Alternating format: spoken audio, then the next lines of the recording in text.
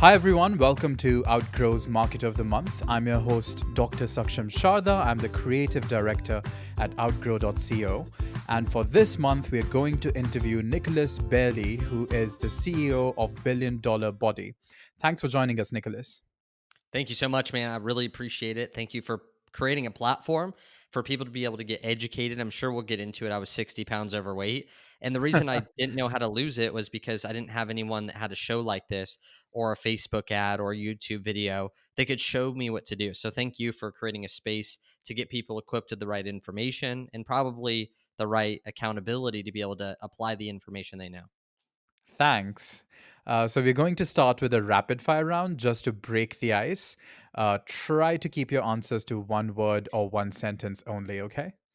I'll try. Okay. How long does it take you to get ready in the mornings? 45 minutes, Okay. How many hours of sleep can you survive on? 7.5. Pick one, Mark Zuckerberg or Jack Dorsey. Mark. Okay. The first movie that comes to your mind when I say the word ambition. Uh, Taken. Oh, wow. The biggest mistake of your career. Not trying hard enough. hmm Giving presents or getting presents. Giving presents. How many cups of coffee do you drink per day? 1.25. Okay. The most valuable skill you've learned in life. Communication. Okay, fill in the blank. An upcoming influencer marketing trend is blank. Digital marketing. Okay, and finally, your favorite Tiger King character. Oh, definitely the Tiger King himself. Okay, that's the end of the rapid fire round. We're going to go on to the bigger questions. The first one is, what do you think about the fitness influencer culture of today? I think it's too much focused on being who people want to be like rather than being who they're just like. I feel like those are two great ways to be able to pull in an audience. And right now, it's all about your body's your billboard. You just have to be perfect. You have to look really good. And it's all keeping up with the Joneses, who has the biggest following that can have the cheapest product, rather than relating with the market, which I think is what's going to stand out right now, is getting a result, but also going back and saying, hey, I'm just like you. And so going back to the phase of, I lost the weight. I struggled as well. I still struggle to go to the gym. I still struggle to eat well rather than just showing, hey, I have the results that you want. It's like saying, I have $1 million, come buy from me. And people think that's great, but I don't know if I can do that. Same thing happens when you're steroided up with an 8 pack. They don't think they can do it. Mm. And so you think it has to be personalized to each individual instead of like just being a particular standard everyone has to be held up to? Well, I believe that we should just market not just acting like everyone's perfect in the fitness industry and Mm. act like everything's easy for them. And because they're really fit, everyone should buy from them or learn from them, because that's not what's working. Because it's not communicating. You're someone that people want to be like, they want to be fit, yet they're not communicating the marketing message of we're just alike. We just make different decisions and we have different skill sets. And I believe that's the problem. I mean, that's why I was 150 pounds, not shredded. I had lost 60 pounds, yet I wasn't the Mr. Olympia with 50 certifications. Yet I was able to charge $7,500 to be able to work with a client because they knew that I struggled internally with the same emotions and problems that they did. And I overcame it in a way that they thought was possible for them as well, rather than just being this fit guy that was always fit and athlete doing triathlons. And they're just like, that's amazing that you can do that, but I can't do that. You have to have two sides of the coin. Who they want to be like, which means you can't just be an overweight, out of shape health instructor. So you have to have gotten the result yourself, but also how are you marketing that you're just like them as well so that they feel like they can actually apply the things that you teach and get results like you did as well. So they need to be able to reach you in some like you have to be human enough for them to be able to be like you, while at the same time also an influencer. So it has to be a balance of those two. Oh, yeah, you can't. Yeah. You never want to listen to the person who knows all the knowledge but has none of the results. That's the Mm. last person you want to listen to. That's almost as bad as someone who has no results that tells you not to do everything. Those are pretty bad people to listen to. Hmm. So, which social media platform has contributed most to your journey in the big billion body industry? Facebook for sure, mostly because I'm all about creating community. People will come to your business because they want a specific result, a tangible outcome. They want the product, they want the service, they want the result. Yet, what I found is that our lifetime value of a customer has gone up based on creating a community where they stay for the connections that they have. And they're willing to invest in either a membership site or continue to invest in supplements because of the way that they make them feel, or maybe a coaching program because of the community and the connections that they get along with it that give them extra value. And the last thing that you want to have is a tangible reason why they should stay, which is like a supplement they can't live without, or they build a program on top of something. Like, you want to have something that keeps them locked in, that it's harder for them to quit your program than it is for them to just continue to pay. I mean, that's what Netflix, they find that perfect price point. So for me, Facebook, in short, because of the Facebook groups, so that I can continue to nurture the community and have them connect with each other. Whereas, where can you do that on any other platform besides a custom built platform? But they're already on Facebook. So I don't need to show them how to continue to open up this brand new app called the BDB app. All I have to do is create that community inside of an app that they already open 75 times a day. And what is one thing that you've seen that keeps them always attracted to the company? There's a few things. Number one Mm. is the mission and vision that we have. I teach mission and vision because I truly believe that not everyone out there has their own vision or has their own mission yet, or else we wouldn't have people that maybe were employees for these companies. There's some people that come into submission, not submission like get on your knees and sacrifice your life. Submission meaning I'm going to come and contribute to your mission. So when you have a big enough mission and vision inside of your company, even the people that play football that sit on the bench, they don't play a game, but if their team wins the championship or wins the Super Bowl, they still get a Super Bowl ring. People love being a part of a company that's going somewhere, that's making an impact, and can communicate that with confidence, and they want to jump on that winning team. So number one, they stay for that. The second thing is we're always creating products and services based on the need or the problem of the people in that community that are going after that mission and vision.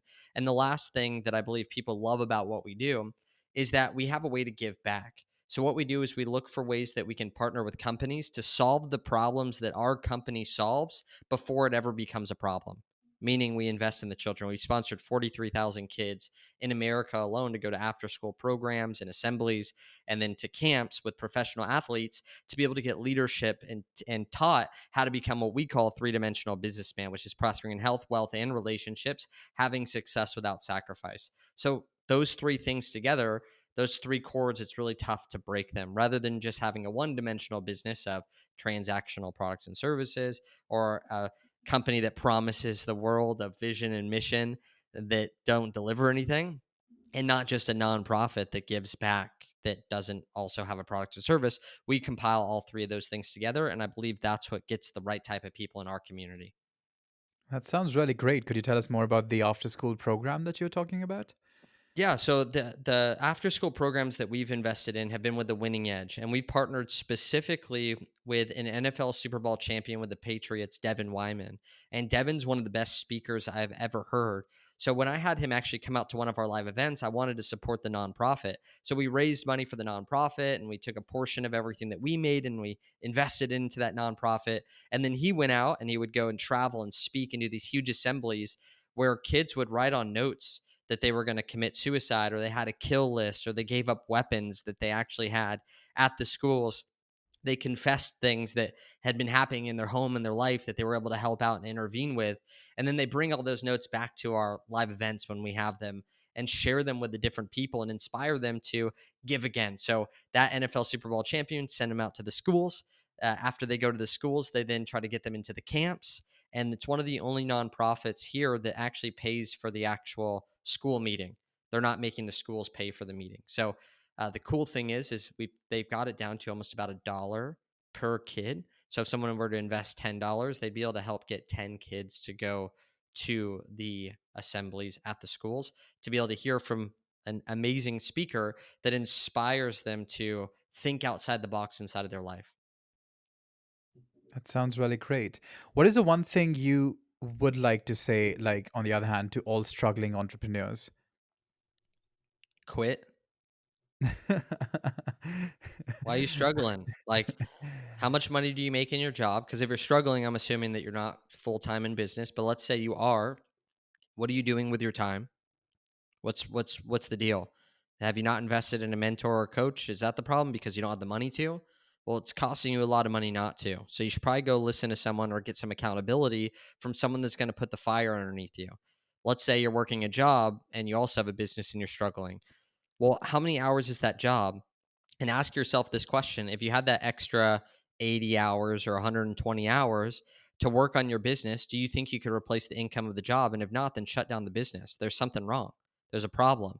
It's one thing to be distracted with your time, it's another thing to not have a viable income generator or um, revenue generator inside of the company. That's an issue. If you even put in 120 hours and you can't produce the $7,000 of profit or whatever it is to replace the job income, then there's an issue with the business. If it's a time issue, you're wasting time. It's time to figure out, why are you wasting the time? Maybe you don't really want to do this thing. Maybe you don't really want to live this life.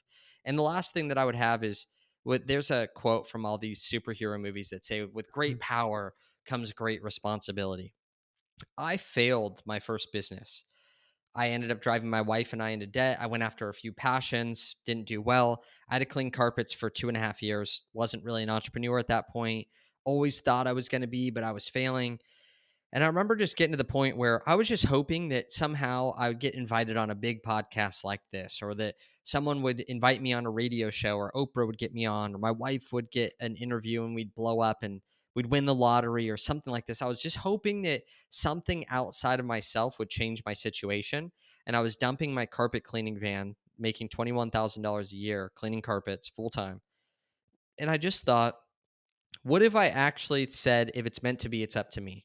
Like, if I actually looked at all my goals on my goal sheet and my to-do list, and I said, if it's meant to be, it's up to me. What if I took 100% responsibility? And that's when I realized, it's not with great power comes great responsibility. It's when you take great responsibility for your life that you gain great power, because you're no longer waiting for something outside of yourself to change your situation, which actually decreases anxiety in your life because you can actually take hold of the transformation yourself. So I would take 100% responsibility. Write out, what are the things you want to accomplish? What are your goals list?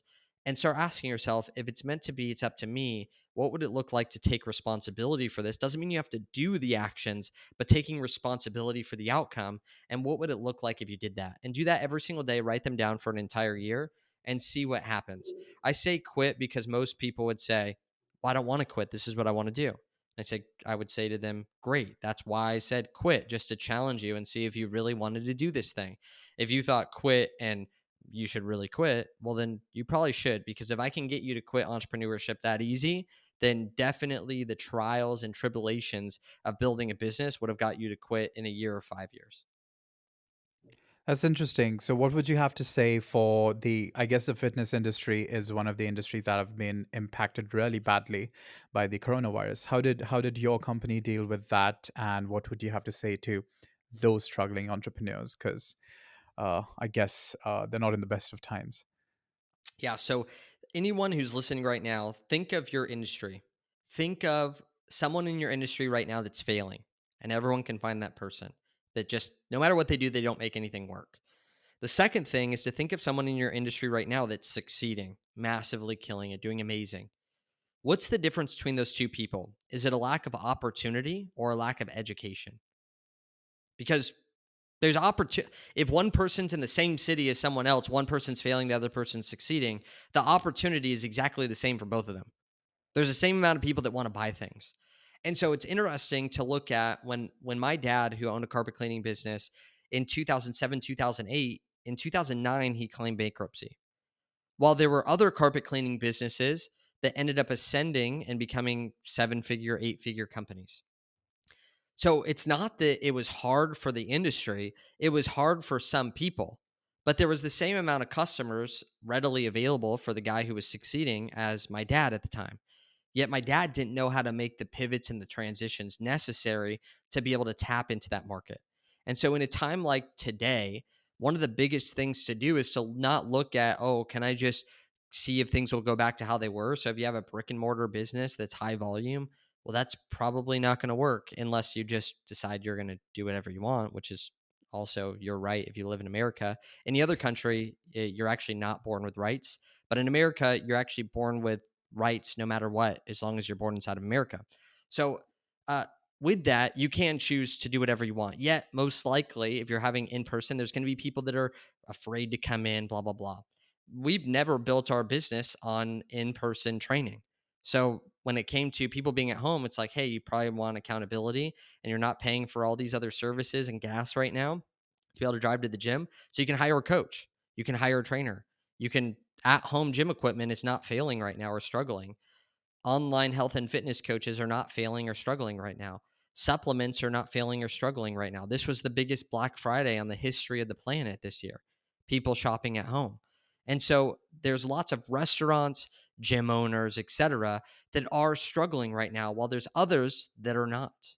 I would start looking at why are the people that are not struggling? And what are they doing? How are they marketing? How are they getting attention? How are they nurturing the customer? How are they selling? What's their sales process? What are they selling?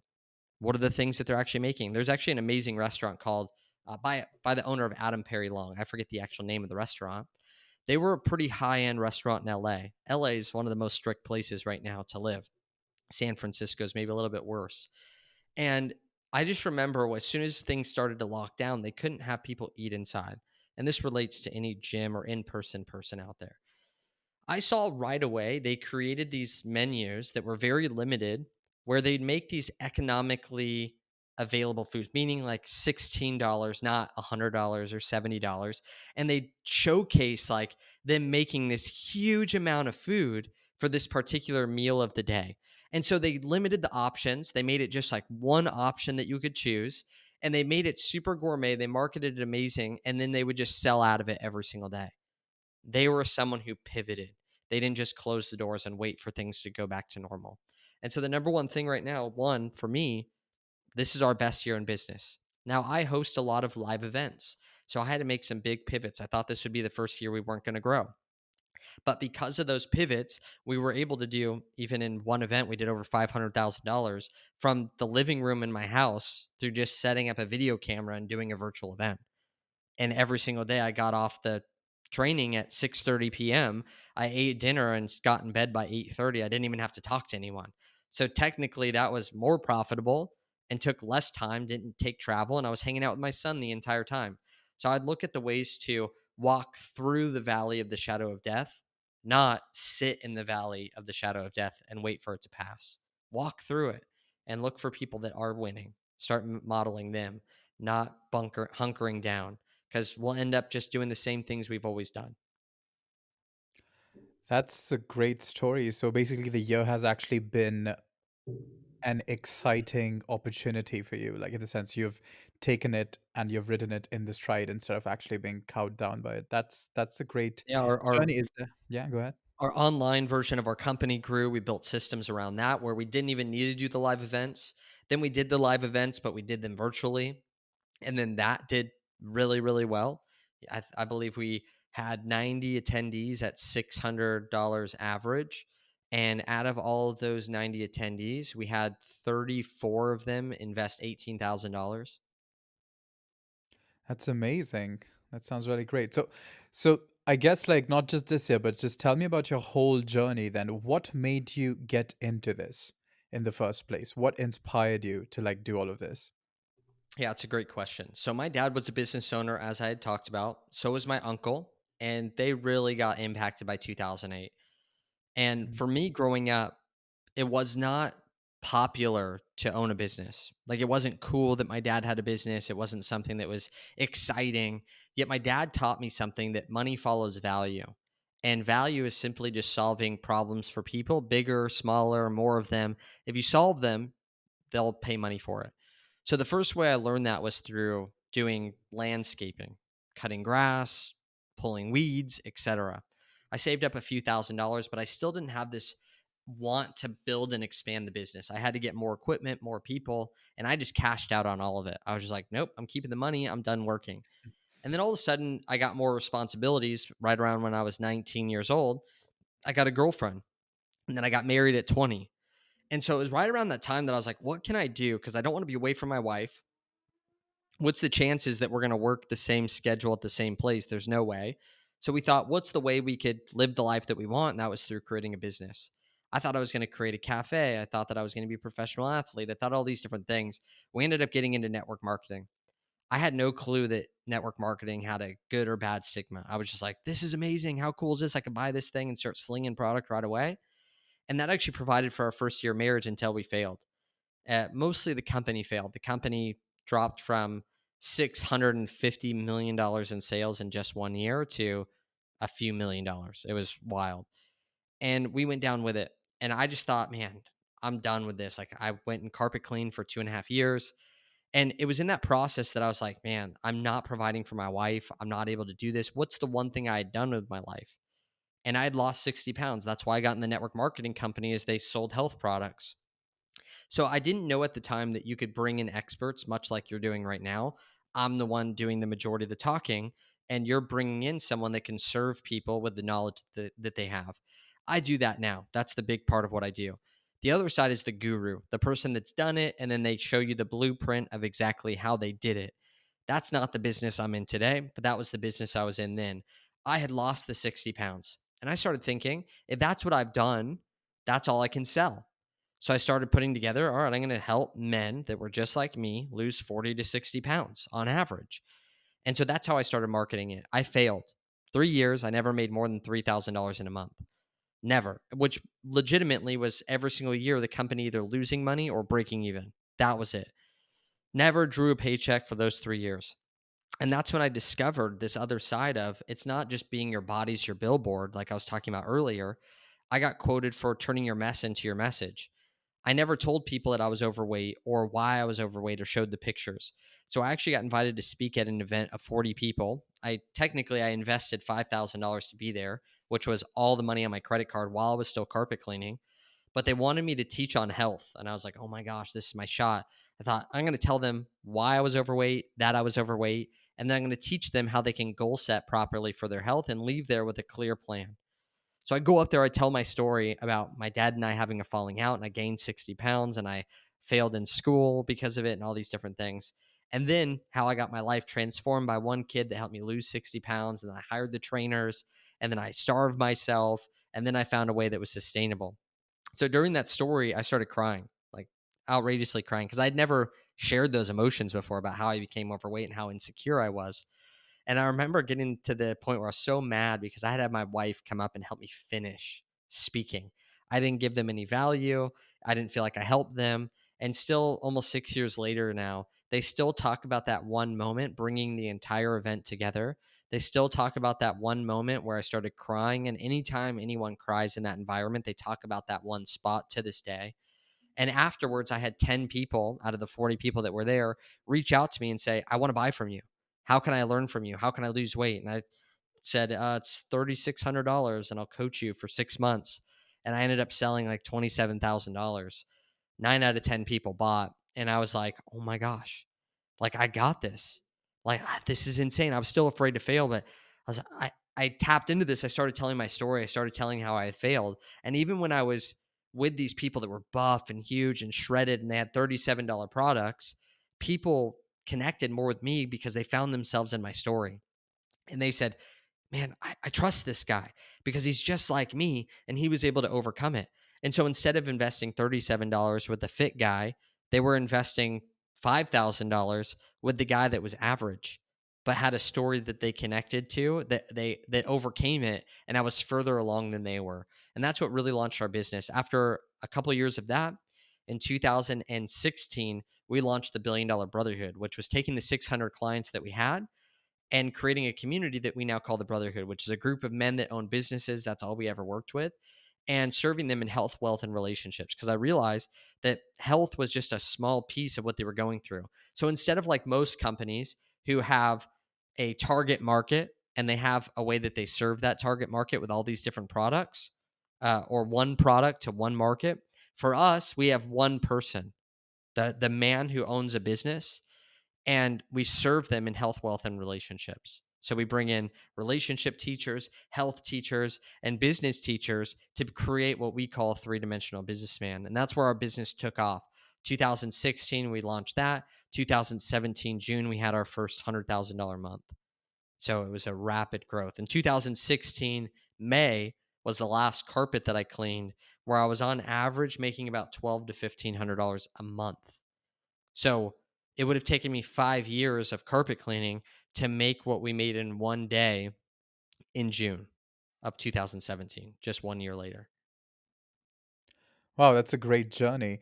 So it makes me wonder though that you entered this fitness influencer, I would say, market a little, I don't know whether you'd call it early or middle or late, but it's definitely not late. But now we've seen like a huge explosion, at least like in the past few years, of Mhm. fitness influencers on Instagram. So what do you have to say about the rise and fall of fitness influencer brands on Instagram? And this is not just true of fitness influencers, because we're seeing it of fashion, we're seeing it of, like, companies go into huge revenue, influencers making a huge amount of revenue that rivals, established brands, and but then also them falling. So do you have something to say about that? Yeah, building that brand is the biggest thing. A lot of these fitness influencers, they all look the same. So it's all white noise. So what's the thing that's going to make you different and stand out? And how can you tap into that more? And I'm not saying just being yourself, because sometimes being yourself, no one cares, but being your best self. How can you continue to improve and grow and keep showing up with a new flair and trying new things out? It's very interesting. I remember with clothes, I was someone who wore very boring clothes for a long time. And I hired someone to come and shop with me to help me stand out and represent my brand with the clothes I wore. My biggest fear was that I was going to be someone that I wasn't. But it's kind of like not ever trying a food and saying you don't like it. You know what I Hmm. mean? Like I never tried it. And so it was awkward at first. But when you look at Superman or Batman or Spider-Man, do you think they actually ever felt comfortable in their suit the first time they wore it? Probably not. And do they wear it every single time they go to dinner or they go to lunch? No. They have times where they wear the suit and times where they wear gym clothes and times where they wear this. And the reason I say that is because it pressured me to think outside the box, to grow as a person, to try things out and see if that was a piece of who I was and the best self that I was. And I believe that's one of the biggest things. One of the best people I've seen do it is Lady Boss and Kino Body. Kino Body, which is Greg O'Gallagher on Instagram. If you check him out, he doesn't look like everyone else. He doesn't talk like everyone else. He has his own look and feel, his own brand, his own way of doing things, his own way of training. And you'll find bits and pieces of people that are just like him. Yet he has his own feel and brand. He's not just the same old person. He has things that make him stand out. And that's why I've even personally hired him as a coach for me. Lady Boss as well. They're the fourth fastest growing company in America and number one B2C. And they're my best friends. And they're phenomenal because they meet people where they're at. They are likable. They speak to people as if they're on the same level, which they are because we're all just people. While everyone else has the same looking bio, the same exact looking vegan, blah, blah, blah, with that interesting text, and they have the same exact profile picture and the same exact type of pictures. And though they get lots of likes, nobody loves them. And if you want to be loved, you have to be okay being hated. If you're liked by everybody, you're loved by nobody. If you take no stands, you'll never get customers or clients that stay forever. So figure out, what do you stand for? What do you stand against? How can you speak that loudly? How can you not go for likes, but actually get people that are diehard fans of what you talk about because you actually stand for what you believe in the health and fitness industry? How do you tell your story because it's uniquely yours, just like your fingerprint? How do you tell your story? Because that will be the thing that cuts through the noise in a place where everyone's just posting their workouts every single day or posting their body every single day that people look at, but is it making people invest? That's the question. So figure out, how can you do that? And again, it comes down to find the few people that are doing it well and try to learn some of the things that you can do. There's a quote that's amazing. First, you learn how to play other people's music before you learn how to write your own. Hmm. With every instrument, you learn what genre you like. You then start learning other people's music. And then it's time to graduate to writing your own music. Yet it's in that progression that we start out. Start looking at people that are where you want to be. Start modeling the things that they're doing and then make it your own. Wow, a lot of things you say are like quotable, and I'm just like taking notes here that we can later put on the show notes. But yeah, that was a great answer. One final question that I have for you is, if you could have done things differently in your journey, what would it be like? So I wouldn't do anything different. Yet I believe some of the things that were the biggest hang up for me was that I was allowing my external world, meaning the things around me, my environment, to dictate my internal world. What's wrong with this is that if you're not already successful, how are you ever supposed to become successful because you view yourself as an unsuccessful person? Rather than taking my internal perspective and having it shape my external world. Meaning that if I were to take someone who's a king, put him into poverty, he'll always rise up to become a king again because it's who he is. It's his identity. When it That comes sounds to like a the plot of pauper, Lion which would King. be, Yeah, go ahead. that sounds like the plot of Lion King as well, right? In a sense. Totally. Yeah. But if I were to take a pauper, Hmm. someone who has a poverty mentality, and put them in the place of a kingdom, they're going to reduce it down to poverty again based on the identity of the person. One of my mentors, Yost Jansen's a Navy SEAL, and he rocked my world with this, where he said, your why doesn't matter. When there's books out there that say start with why. Why did he say this? Because there's many people that are smokers that are going to die of smoking that can't quit even though they love their family. They have the biggest why in the world to stay for their family, but they can't quit. But if you want to shift your life, it's changing your identity. Because if you don't identify as a smoker, then you're just not going to smoke. And it's truly our identity that shifts everything. So, one of the things that I would go back and change is that I thought because I was a broke carpet cleaner, man, I didn't have any value to bring the world. I just thought, man, if I was just successful, like I'd be able to break out and be able to help people. Yet, how was I supposed to become successful? I was always a broke carpet cleaner. And then I started getting a vision for my life. I started thinking, in 20 years, if everything went well, what would my life be like? And I started getting confidence in where I was going and having confidence that I was going to get there no matter what. And when I started having that on the inside of me, my internal world started shaping the world around me. Rather than the external world saying, you're a broke carpet cleaner, I knew who I was and I knew where I was going. So I started getting on podcasts with confidence, knowing I know where I'm going to end up. I started getting in speaking engagements and showing up confidently because I knew where I was going. And I didn't allow my future self to mentor me like some people say. I actually physically switched places with my future self. I said, what would my future self do today if he already knew? Another way to say this, man, is if you were to go back 10, 20 years from today and you knew everything you know now and you were able to go back in time, you'd probably be more successful. I did that by going into the future and figuring out who I'm becoming and ripped that person into the now and decided I'm going to create that life. So I stopped viewing myself as the broke carpet cleaner. I started viewing myself as the most successful man on the planet, a great family man, someone who's fulfilled in life, that doesn't care what other people think of him, that's generous with his time and money. And I ripped that person in the now, and that's who I am today.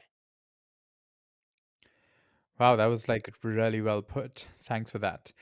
Well, that's the last question, unless you have any questions. I think that's the end of the interview. Do you have any questions? Now, that was amazing, man. I appreciate everyone who listened up to this point, and thank you for the platform. All right. Thanks, everyone, for joining us for this month's episode of Outgrow's Market of the Month. That was Nicholas Bayerle, who is the CEO of Billion Dollar Body. Thanks for joining us, Nicholas. Do check out their website for more details, and we'll see you once again next month with another Market of the Month. Thanks.